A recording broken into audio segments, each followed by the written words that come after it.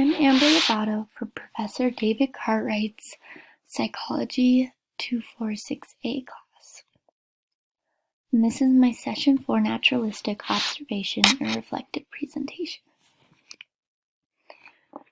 For this presentation, I interviewed an older female with a self-reported atheist worldview. She was unmarried, unemployed, a mother of one, and diagnosed with depression and anxiety. Question 1. What major events seem to shape this person's development? After her parents' divorce, she grew up with a broken relationship with her father. Though her father's involvement in her future was positive, she felt as though her father had no interest in her further than her going to school or getting a job, and felt as though he was constantly disappointed in her. Because of her parents' divorce, she had to constantly move back and forth from house to house with uncertainty. She was also exposed to new step-parents and was untrusting of them.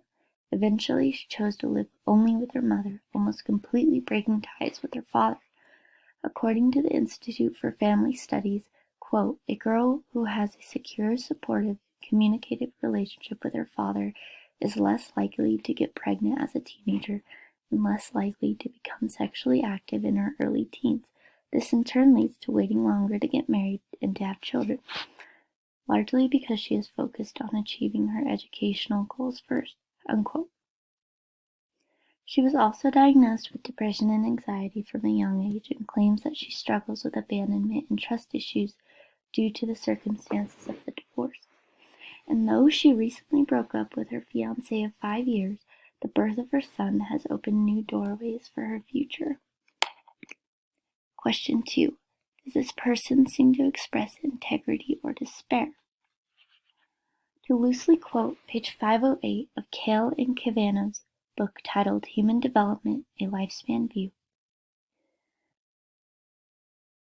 the struggle of integrity versus despair requires people to engage in a life review, the process by which people reflect on the events and experiences of their lifetimes. To achieve integrity, a person must come to terms with the choices and events that made his or her life unique. She claims that she is ultimately happy with the way that her life has turned out and accepts the fact that the bad things in her life have led to good things. For example, she regrets cheating on her fiancé, especially since it led to the loss of her job and house, but recognizes that it led to the birth of her son, making her happier and more motivated and responsible. She has since learned maturity in how to contribute more to her relationships. Quote, research shows a connection between engaging in a life review and achieving integrity, so life review forms the basis for effective mental health and intervention, especially for older individuals with depression, unquote. Kale and Cavano, 2019. Question 3. In what ways has this person coped with loss? What, if any, significant loss has he or she experienced? She considers the loss of her friends and fiancé significant. She says she didn't have a coping mechanism, but instead just let time heal her. According to the U.S. National Library of Medicine, quote, religious beliefs and practices may help people to cope better with stressful life circumstances, give meaning and hope, and surround depressed persons with a supportive community, unquote. Although she is not religious, which brings us to our next question. Question 4, what role has religion played in this person's life? She is not religious and in fact claims to be atheist. She was raised Christian but later found her own path as she considered her Christianity to stem from childhood ignorance and never being exposed to the real world. She does not believe in the afterlife, but says she has no fear in death. She claims that we must live fulfillingly in the moment, since life is so short. My perspective. It seems like she uses her father to blame for her failures and uses her parents' divorce to blame for her mental illness. She claims to be happier, and she certainly seems happier, but still has no dreams or aspirations and no motivation to work. I find it very interesting that she sees how everything in her life leads to something greater, but doesn't recognize the concept of God's plan for her, even though it's playing out right before her eyes. I wonder how she would have healed differently if she had let Christ heal her instead of time.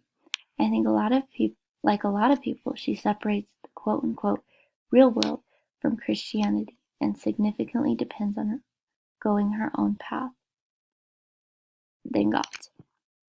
This leads us to our biblical perspective. In terms of her lack of a father figure, 2 Samuel 7:14-15 quotes, "I will be a father to him, and he'll be a son to me. When he does wrong, I'll discipline him in the usual ways, the pitfalls and obstacles of this mortal life, but I'll never remove my gracious love from him." According to her life plan, Jeremiah 29:11 quotes, "For I know the plans I have for you, declares the Lord, plans to prosper you and not to harm you, plans to give you hope and a future." In terms of her taking her own path, Proverbs 4:11-12 quotes, "I will guide you in the way of wisdom, and I will lead you in upright paths. When you walk, your steps will not be hampered, and when you run, you will not stumble." And finally, in terms of her healing, Psalms 147:3 states, "He heals the brokenhearted and binds up their wounds."